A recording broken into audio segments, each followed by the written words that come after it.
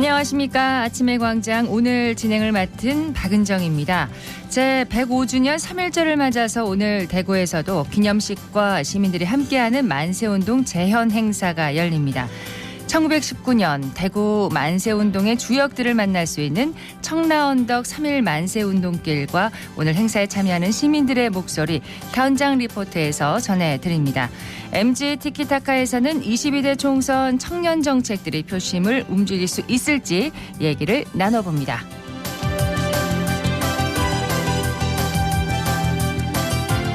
3월 1일 금요일 아침의 광장입니다. 오늘도 시사 비타민 알차게 챙겨드릴게요. 먼저 이 시각 교통 상황과 날씨 듣겠습니다. 서유리 리포터.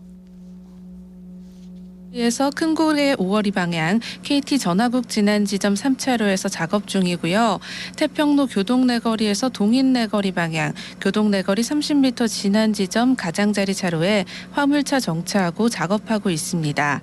국제보상로 쪽은 서대구공단 내거리에서 비산내거리 구간 양방향 서행하고요.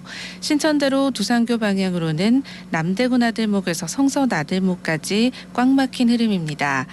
용학로는 지산 3거리에서 범물내거리까지 12km 속도로 통과합니다. 오늘 대구와 경북은 대체로 맑은 가운데 아침 기온이 영하권으로 떨어졌습니다. 내일까지 기온이 낮고 바람도 강해서 춥겠으니 건강관리에 유의하시기 바랍니다. 낮 최고 기온은 영하 1도에서 영상 4도 분포 보이겠고요.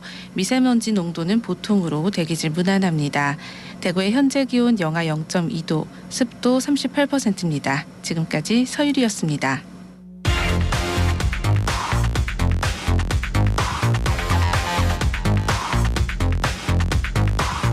빠르고 정확하게, 명쾌하고 날카롭게 대구 경북의 오늘을 보는 KBS 대구 아침의 광장과 함께하고 계십니다. 8시 32분입니다. 대구 경북의 조간 브리핑으로 이어가겠습니다. 오늘 아침 뉴스 영남일보 민경석 기자 연결돼 있습니다. 안녕하세요. 네, 안녕하십니까. 네, 첫 소식은 뭔가요? 네, 대구시가 대구 경북 신공항 건설을 위한 특수목적법인 즉 SPC 설립을 위해 정부 지원을 요청하고 공공기관과 대기업을 접촉하는 등 사활을 걸고 있는데요. 네. 이에 정부가 어떤 지원책으로 응답할지 관심이 쏠리고 있습니다. 정부가 오는 4월 치러지는 제22대 총선을 앞두고 수도권을 비롯해 부산과 경남, 충청권 등에서 민생 토론회를 열고 있기 때문입니다. 네, 그렇습니다. 대구 경북 신공항 건설을 위한 특수목적법인 선정 어떻게 될지 결론이 나올 때까지 관심이 계속 이어질 텐데 대구시는 지금 어떤 노력을 기울이고 있습니까? 네, 지난주 소식을 전해드린 바와 같이 홍준표 대구시장은 최근 간부 공무원들에게 총선 전까지 SPC 구성을 위한 실질적인 작업을 모두 마치라고 지시한 바 있습니다. 예. 각종 행정 절차까지 계산해 상반기 중 SPC 구성을 최종적으로 완료하겠다는 구상입니다. 이에 따라 정장수 경제부 시장을 비롯한 간부 공무원들은 LH를 비롯한 공공기관 관계자들은 물론이고 대기업 관계자들과 접촉하며 전방위적인 영업에 나섰습니다. 예. 대구시는 이르면 다음 주 중 LH, 한국공항공사 등과 공공부문 건설 투자자와의 업무 협약을 체결할 계획이고요. 이후 KDB 산업은행, DGB 대구은행 등 재무적 투자자와의 업무 협약도 준비하고 있습니다. 공공기관과 기업들의 사업 참여 가능성이 좀 높아졌다 이런 얘기로 들리는데 정부에서는 어떤 식으로 지원책을 내놓을까요? 네, 대구시가 TK 신공항 SPC 설립에 사활을 건 만큼 정부가 어떤 방식으로 지원할 것인지 이목이 집중되고 있습니다. 그렇습니다. 예, 윤석열 대통령은 올 들어 수도권과 부산, 대전, 울산, 경남 등을 돌며 14차례에 걸쳐 민생 토론회를 열고 각 지역의 현안 해결을 약속했는데요. 네. 하지만 정부 여당에 대한 지지세가 가장 강한 TK에 대한 지원책은 현재까지 특별히 드러난 게 없는 데다 민생 토론회도 열리지 않았습니다. 다만 정부가 어떤 형태로든 TK 신공항 건설 사업에 힘을 실어줄 것이라는 관측이 지배적인데요. 네. TK 신공항 건설이 국정과제인 만큼 조만간 정부가 어떤 형태로든 지원책을 내놓지 않겠냐는 겁니다. 예, 이제 정부가 답을 할 때가 된 것 같습니다. 자, 다음 소식 들을까요? 네, 대구시가 지역대학의 글로컬 대학 지정을 위한 지원단을 구성하고 전폭적인 지원에 나섭니다. 교육부가 2024년 글로컬 대학 지정 계획을 발표한 데 따른 신속한 대응으로 보입니다. 네. 글로컬 대학 30 지정 프로젝트는 비수도권 일반 재정 지원 대학이나 공립대를 대상으로 5년간 약 1,000억 원의 예산을 지원하는 대규모 사업입니다. 그렇습니다. 그런데 지난해에는 대구 지역의 4개 대학이 도전을 했지만 모두 탈락을 했는데 이번에는 좀 달라야 하지 않을까 싶습니다. 대구시가 어떤 식으로 지원에 나설까요? 네, 대구시는 어제 글로컬 대학 지원단을 출범하고 1차 킥오프 회의를 시작했습니다. TF는 다음 달 신설하는 대구시 대학정책국 국장이 단장을 맡고 네. 미래혁신성장실 등 15개 부서와 대구정책연구원, 대구테크노파크 등 관련 기관들이 협력체계를 구축해 공동 대응할 계획입니다. 신청 대학별 컨설팅과 대구시 발전 전략 및 지역산업 성장계획과 연계한 구체적 실행계획도 논의할 방침입니다. 예. 저 올해는 또 어떤 대학들이 도전장을 냈나요?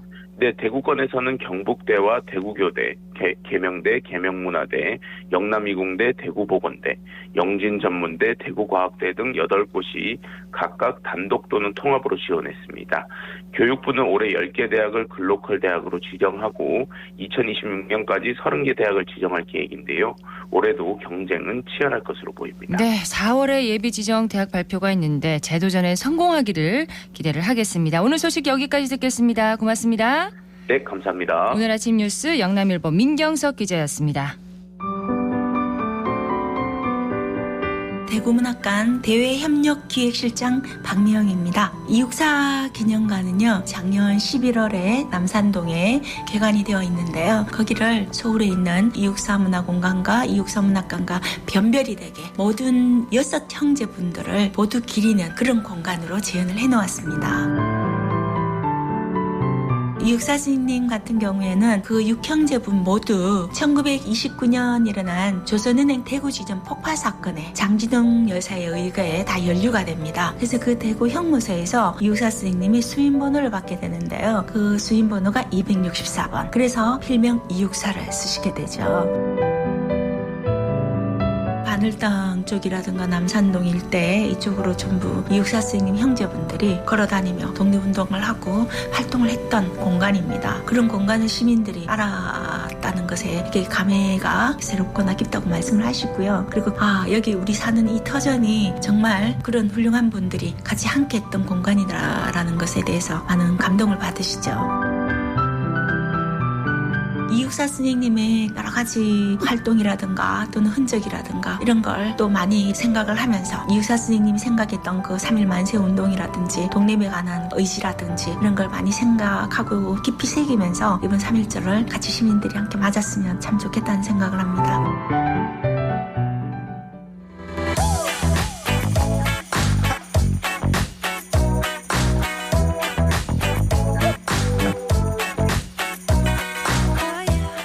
MZ세대들은 정치와 사회 이슈, 삶의 문제를 어떻게 바라보고 풀어갈까요?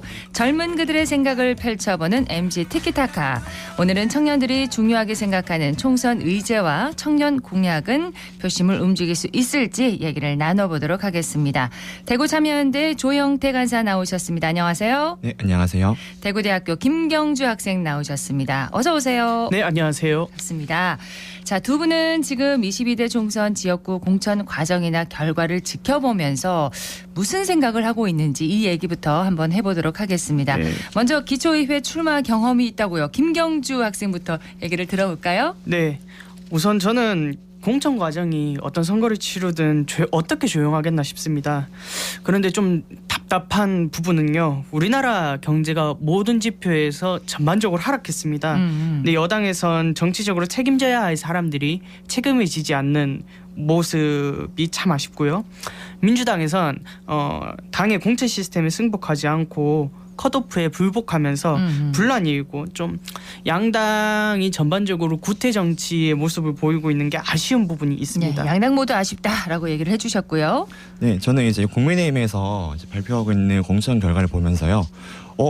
또라는 생각을 좀 했습니다. 아, 또? 네, 오. 이제 더불어민주당에 대해서는 너무 소란스럽다라는 생각을 좀 했는데요. 네. 이제 국민의힘은 이제 중진 의원들이 다수 이제 공천을 받고 조용하게 진행되고 있지만, 하지만 이제 불만의 목소리가 이제 슬슬 나오기 시작을 하고 있다로 보고 있고요. 네. 하지만 이제 민주당은 실제로 탈당을 하시는 분들 의원들이 많기 때문에 좀 소란스럽다라고 보고 있습니다.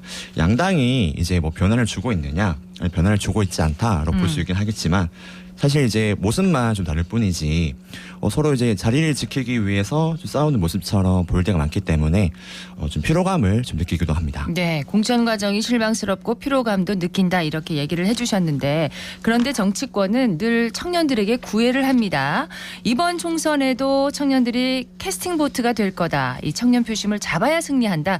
이런 얘기가 많이 나오고 있습니다. 실제로 다른 세대에 비해서 투표율이 좀 떨어지기 때문일까요? 어떻게 보세요? 예, 조영태 씨. 네, 청년들이 이제 네. 투표를 잘 안 한다는 지적이 많이 있긴 합니다. 그런데 이게 좀 사실과는 좀 다른데요. 지난 대선과 총선 투표율을 보면 이제 2030 청년 투표율은 좀 많이 높아진 상황입니다. 네. 18대 총선에서는 20대 투표율이 28.5%였지만 지난 21대 총선에서는 60%로 높아졌습니다. 어. 네, 30대 투표율도 35.5%에서 57.1%로 높아졌고요. 세월호 참사와 촛불혁명을 거치면서 청년들의 정치 참여와 관심은 높아졌다고 볼 수 있습니다. 투표율이 낮지 않다 이렇게 강조를 해주셨습니다. 또 청년들의 경우에는 정치적인 이념 혹은 생각을 확립해 나가는 단계이다 보니까 대부분 스윙부터 무당층, 중도층에 가까운 것 같다고 생각합니다. 부동층 유권자다. 네, 이렇게 맞습니다. 보시는군요. 예. 그러다 보니까 양당 입장에서는 청년층을 공략해야 되는 이유가 되는 것이고요. 하지만 이대남, 이대녀 같은 세대나 젠더를 기준으로 갈라치기 하는 게 전혀 바람직한 정치로는 보이지 않는 것 같습니다. 예. 자, 길었던 총선 준비 과정에서 청년 민심에 더 다가가기 위해서 정치권이 좀 노력하는 모습 많이 보여주지 않았나 모르겠습니다. 어떻게 보세요? 청년 문제가 이제 과거에는 뭐 심각하지 않아서 뭐 그런 게 아니고요. 이제는 옛날부터 심각했는데 이제 별다른 이제 변화와 개선이 없고 쭉 악화가 되고 있었다 보니까요. 이제 청년들이 유권자로서 이제 또는 직접 정치에 뛰어들면서 좀 행동을 시작한 것 같습니다. 이제 투표와 이제 행동으로 이제 청년들이 응답을 하고 있다 보니까요. 이제 정치인들도 이제 이게 무시할 수가 없으니까 청년 문제에 대해서 이야기하고 있는 게 아닌가라는 생각이 듭니다. 네. 또 이제 청년들은 특히 SNS와 특히 밈이라고 하는 인터넷 문화에도 익숙하기 때문에 선거운동을 할 때도 이제 이런 SNS와 밈을 통해서 후보자들의 이야기를 친숙하고 또 재밌고 또 파급력 있게 전달하다 보니까요. 그렇기 때문에 정치권에서도 청년들에게 관심을 주지 않나라고 생각하고 있습니다. 예. 근데 청년들이 기성세대와는 다른 점, 이 선거를 대하는 태도나 표를 줄 때 뭘 더 중요하게 보나요? 청년 세대는 무엇보다 나의 삶과 관련된 공약을 중요하게 본다고 생각합니다. 아하. 사소한 공약이라도 내 삶을 바꿀 수 있거나 내 삶에 도움이 되는 정책들이 제일 중요할 것 같습니다. 특히 공정도 중요한 잣대 중 하나라고 봅니다. 공정이요? 네네. 개중에는 연애나 결혼, 출산을 포기하는 것을 넘어서 고리분등 청년, 예를 들어서 방콕족이 되는 청년들이 많은데요. 네. 욜로족이 있다고는 하는데 그거는 극소수, 극일부라고 생각하고요. 이면에는 취업난도 있고요. 네. 경제적으로 자립하지 못하는 이유가 너무나 크다고 생각합니다. 아빠 찬스, 수저 계급론 이런 거 이야기하는 거 보면 청년들이 정말 자포자기하지 않았나 생각합니다. 이런 청년들을 어떻게 공정하게 구해낼 수 있을지가 정치권의 큰 과제 아닐까 생각합니다. 청년들은 내 삶을 바꿔줄 수 있는 공약에 관심을 보인다. 네, 이 맞습니다. 말씀이시군요. 조 간사님은요? 네, 정말 옛날에는 이제 고향이 어디인지가 중요했죠. 내가 사는 지역이 보수인지 아니면 지역인지 따라서 투표를 했다고 볼 수 있긴 하겠지만 이제 예전처럼 이제 청년들은 이제 고향이나 지역에 터를 잡고 사는 것이 아니라 이동이 많은 세대입니다. 그리고 특히 이제 인터넷 문화가 발달이 되어 있다 보니까요. 이제 물리적 공간을 넘어서 이제 소통을 하는 세대다 보니 더욱더 그런 것 같습니다. 예. 그리고 청년들은 청년이라는 하나의 부류에 속해 있긴 하지만 또 자세히 들여다보면 좀 다양합니다. 뭐 젠더로 나눌 수 있고요. 뭐 소득에 따라 나눌 수도 있고 뭐 직업이나 고용 형태가 어떤지에 따라서도 나눌 수 있습니다. 네. 뭐 우스갯소리로는 뭐 MBTI로도 나눌 수 있겠죠. 네. 네, 뭐 다양하고 복합적으로 이제 구성이 되어 있다 보니까요. 청년 중에서도 본인이 속해 있는 관심사나 문제에 대해서 속 시원하게 짚어주고 해결해주겠다고 하는 후보들을 지지하지 않을까 싶습니다. 네. 청년들은 지역 감정에 휘둘리지 않는다. 그리고 그 다양성을 좀 인정해주고 다양성에 다가가는 그런 공약에 관심을 보인다라고 지적을 해주셨어요. 자, 보수와 또 진보로 갈리지 않고 공정에 예민하다고도 얘기를 해주셨는데 이런 것들이 핵심 의제로 잘 반영이 됐다고 보시나요? 우선 이번 총선에서 저출생 극복이 가장 큰 의제입니다. 진영의 문제가 아니라 우리나라 존립의 문제인데 정치권이 좀 많이 늦게 움직이지 않았나 생각합니다. 좀 늦었다고요? 네, 많이 늦었습니다. 네. 우리나라 청년 가구 중 5명 중 1명은 자기 연소득 3배 이상의 돈을 갚아야 하는 이런 부채 69%를 차지하는 게 주거 마련을 위한 부채입니다. 네. 전 지방에 살고 있는 청년으로서 균형 개발 같은 의제가 필수적이라고 생각하고요. 수도권 쏠림 현상이나 총선에서 격전지가 대부분 이 수도권이다 보니까 이렇게 지방과 관련된 부분은 부각되지 않고 대부분 수도권 공약에 치중되어 있는 게 심각한 것 같습니다. 네. 지방 청년 유출에 대한 심각성은 상대적으로 좀 덜 부각되는 거죠. 워낙 오래된 문제이기도 하고 심각성은 있는데 해결할 해결책은 없고 근본적으로 국토 균형 발전이 필요하다는 공감대 정도에서만 머물러 있는 게 참 안타까운 실정입니다. 예. 네, 저는 이제 일자리 문제나 저출생 문제 같은 건요. 과거부터 지금까지 쭉 나온 이야기고 뭐 해결책이나 뭐 제시하는 핵심 의제들도 비슷하다 느껴집니다. 예. 그렇기 때문에 저도 아까 얘기했지만 또라는 얘기 좀 하고 싶은데요. 똑같은 이야기를 하네라고 느낄 수밖에 없을 것 같습니다. 오히려 저는 정부와 지자체에서 청년 정책을 다루고 있는 이런 시스템에 대한 구조적인 문제를 지적하고 어떻게 개선하겠다라고 한다면요. 이 후보는 좀 뭔가 다르다, 좀 전문성 있다라고 느껴질 것 같습니다. 예, 구체적으로 좀 예를 들어주신다면요. 뭐 예를 들면 이제 청년 인지 예산 제도를 도입하겠다라고 하는 겁니다. 청년 인지 예산 제도요? 네, 이게 뭐냐면요. 이제 예산을 편성을 할 때 청년에게 미치는 영향을 미리 분석하고 예산의 집행에 대해서도 평가하는 제도적 장치를 법적으로 마련하는 것입니다. 또한 집행이 만료되고 나면요.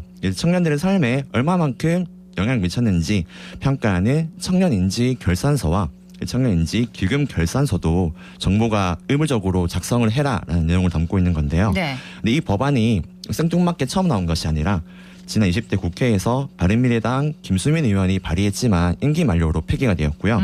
이번 의회에서도 태영호 의원이 발의했지만 이 역시도 좀 제대로 논의되지 못하고 임기 만료로 폐기가 될 것 같습니다. 네. 지금 출마하는 후보자들은 좀 이러한 의제도 한번 생각해 보시면 좋을 것 같습니다. 이 예산이 청년을 위해서 도입이 돼서 집행된 이후에 청년들에게 얼마나 도움이 됐는지를 이제 보여주는 그런 거죠. 그런 네. 제도인 거죠. 네, 그렇죠. 예. 우리 예. 저도 이 청년 인지 예산 제도 필요성이 너무나 공감하는데요. 네. 청년 정책을 한 부처가 아니라 여러 부처에서 다루고 있는데 성과 지표나 목표가 너무 제각각입니다.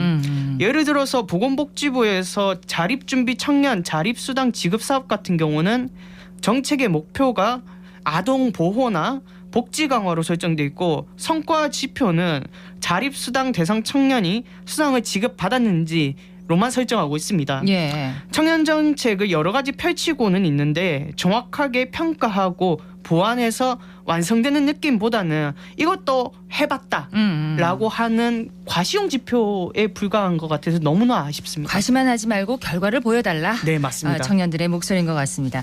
자, 전체적으로 보면 현재까지 나온 여야의 청년 정책 지난 총선 때보다는 좀 더 현실적이다라고 느끼십니까? 어떻게 보세요? 네, 저는 이제 크게 다를 거 없다라고 생각하고 있는데요. 이제 국민의힘 같은 경우에는 발표한 공약 중에 하나가 청년층을 위한 주택 부지 확보와 디딤돌 대출과 버팀목 대출을 이제 기준에 대한 것들을 좀 완화하기로 했습니다. 네. 더불어민주당은 월 20만 원대의 대학 기숙사를 총 5만 호 공급하기로 했는데요.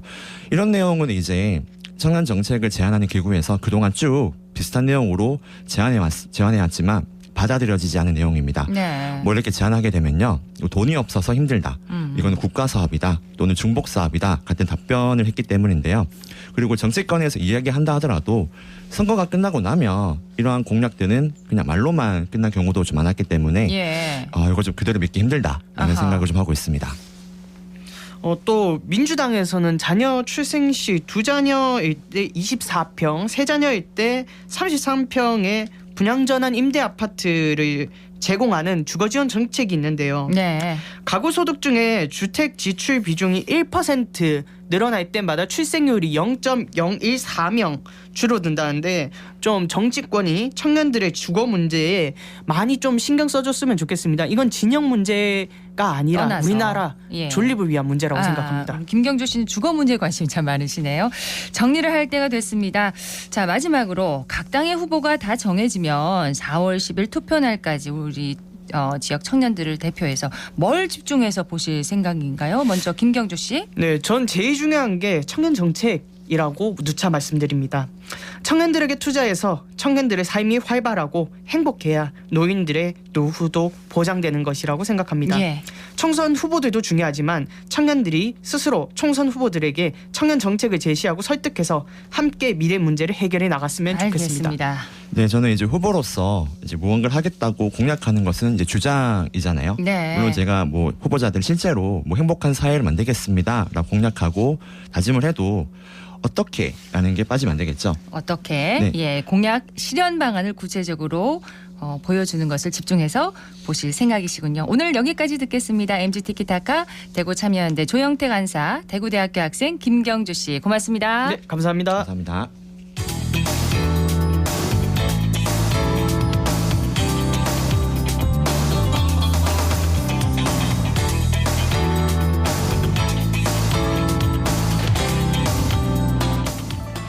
오늘 3.1절입니다. 한국의 독립의지를 세계 만방에 알리는 독립선언물을 발표하면서 3.1 만세운동이 일어난 지 105년이 되는 해입니다. 대구에도 3.1운동을 기념하는 장소가 있는데요. 배아연 리포터 다녀왔죠? 네, 저는 3.1절을 맞아 3.1 만세운동을 하러 가던 학생들이 걸었던 길, 대구 중구에 있는 3.1 만세운동 길에 다녀왔습니다. 이 길은 당시 일본군의 감시를 피해 도심으로 모이기 위해 지나다녔던 솔밭길인데요. 네. 현장에서 만난 시민들의 이야기 전해드립니다. 부산에서 온 신영목이라고 합니다.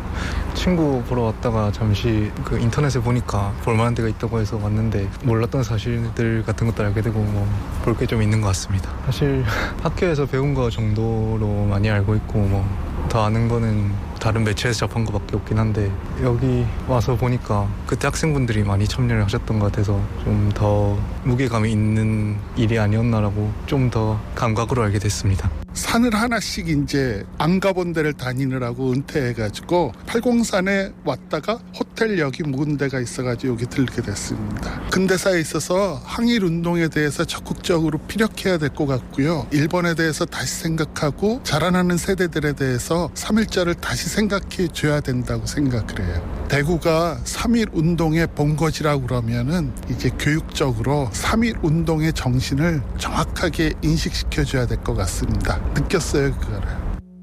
3.1절의 역사적 의미와 중요성, 우리가 계승해야 할 시민 정신에 대해 광복회에게 들어봤습니다.